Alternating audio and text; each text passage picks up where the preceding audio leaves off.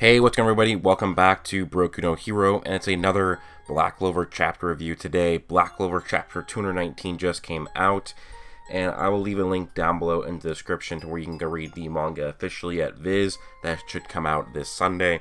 And also, of course, this will feature manga spoilers, because this is about the manga. So, yeah, we're just pretty much going to get into it and review the chapter, and talk about what it means for the future of the series, because this is a pretty big chapter. So basically picks up where it's left off. The Black Bulls have just invaded the Magic Parliament, and they are just really pissed off of what the royals and nobles, what Parliament is going to do to Asta. Now, we get kind of a funny scene where the Black Bulls are kind of mad at what's happening to Asta because he's so dumb to show up to this.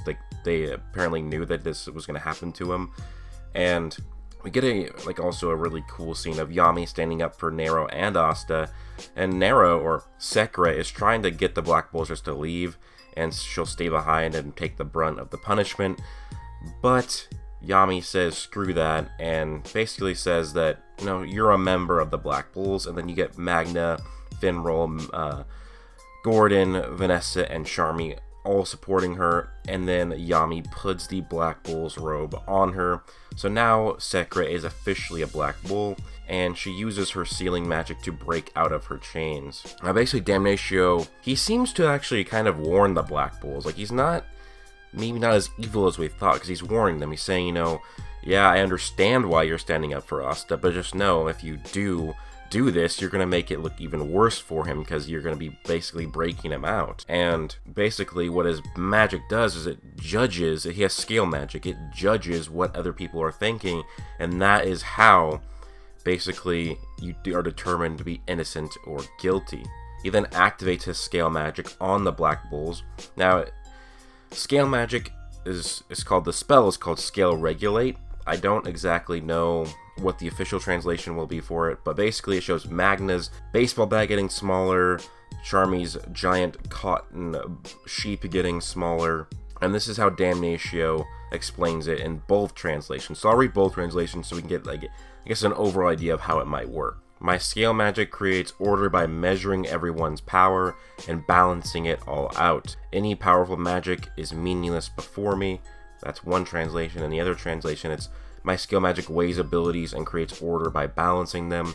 No matter how powerful your magic is, it ultimately is meaningless. Now, to be honest, this makes no sense on the way it's been explained in the unofficial translations, because if magic power was balanced, then Magna, his mana should either stay the same or get bigger if they're trying to balance everybody's magic. He likely has the lowest magic on the entire squad, because he is a peasant. He has a 3 out of 5, and probably low tier 3 out of 5 when according to the guidebook. So it really doesn't make too much sense based on how it's been explained in the manga. So we'll have to wait for the official translations. But either way, this shows Damnatio is basically the ultimate support mage, where you want him on your side of the battle, not necessarily fighting, but on your side, maybe back behind, and you're protecting him, so you can basically derail other enemies, other squads of enemies, by taking their magic. Now, I remember talking earlier, people were very much overhyping him before, because he did this to 4 anti-monarchist nobles, and I said that's just 4 randoms, we don't know how strong they are, but the fact that he could do this to the entire Black Bulls does show that his magic is very powerful in the support sense. And then we get also, basically, Asta uses his Demon Destroyer sword and does a spell called either Karmic Release or Causality Break. Now, I already see a lot of people saying this is an ass pull because Asta just got a spell out of the blue.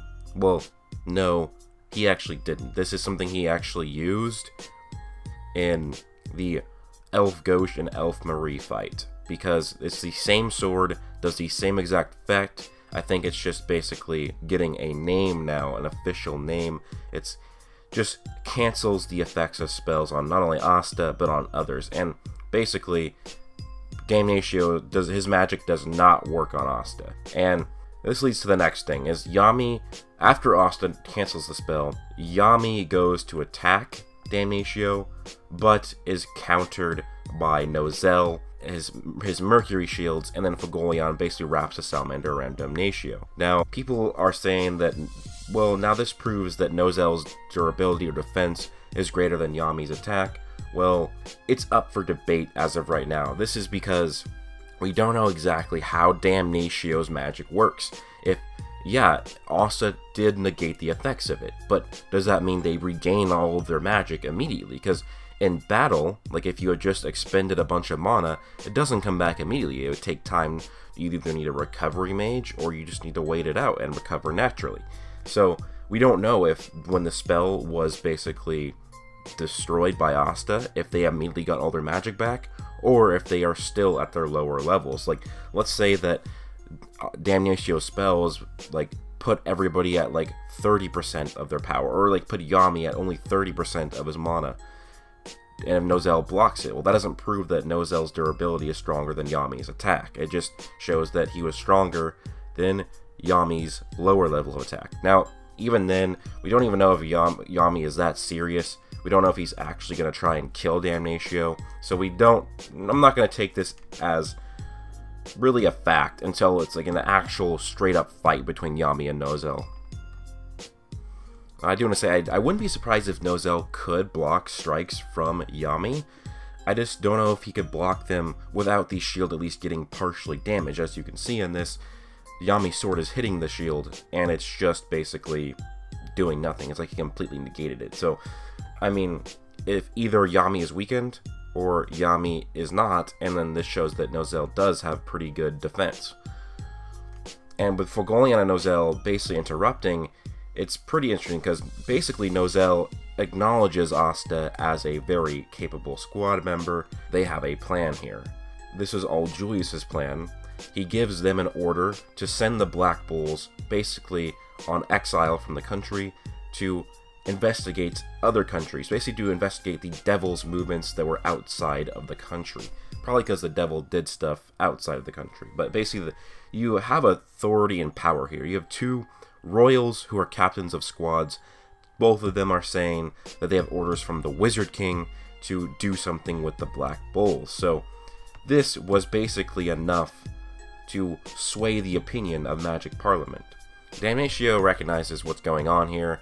He's like, oh, they're just postponing the sentence until they can find proof of his innocence. So, again, Damnatio doesn't seem as evil as we might have thought, because he's kind of letting this happen, but he also is probably playing the smart game. Now, this leads into what is happening next. Basically, it ends with Yami saying, we're going abroad. And this is interesting, because now we have 3 possible kingdoms, at the very least, that they could go to. Now, in my opinion, I would say they're going to go to the Spade Kingdom. It makes the most sense to me, because the whole thing was them talking about trying to figure out somebody who was in contact with the devil and what he did outside of the country. And the Spade Kingdom is a country of demons, as stated in the previous chapters. Therefore, it would make sense to go to the Spade Kingdom and investigate. It's a kingdom that's been foreshadowed and brought up many, many times. It's a kingdom that's been said to be the most militarily powerful. And, I mean, we've already had some Diamond Kingdom stuff, like a lot of interactions with them. Like, we don't need to have a Diamond Kingdom arc right after this. It could be Spade and then Diamond, because we've already attacked several Diamond generals. We've already basically seen Mars and Ladros trying to overcome Morris within the Diamond Kingdom to make it a better country. So honestly, I think it's going to be either Spade or Spade or Heart. Diamond might be saved for a later part, because, you know, Diamond's going to end up being pretty important, I would say. So I do think it's going to be the Spade Kingdom, and I'm really looking forward to it. I really hope that it's Vikings, because the Vikings would be a really cool addition to Black Clover. Like I've said, I made a whole video on this topic if you want to go watch it out or check it out.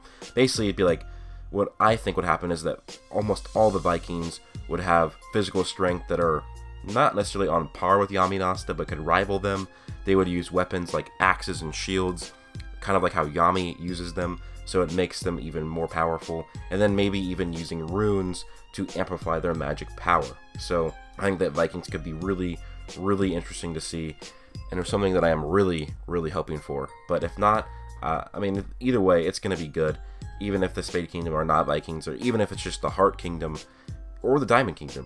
Honestly, I'm fine with any of them right now, but I do prefer Spade, then Heart, and then Diamond. But anyways, that's probably really it for the video, guys. Let me know your thoughts down below. What did you think of this chapter? What did you think of this video? Please do leave a like, comment, and subscribe. Hope you guys all have an amazing day. Plus...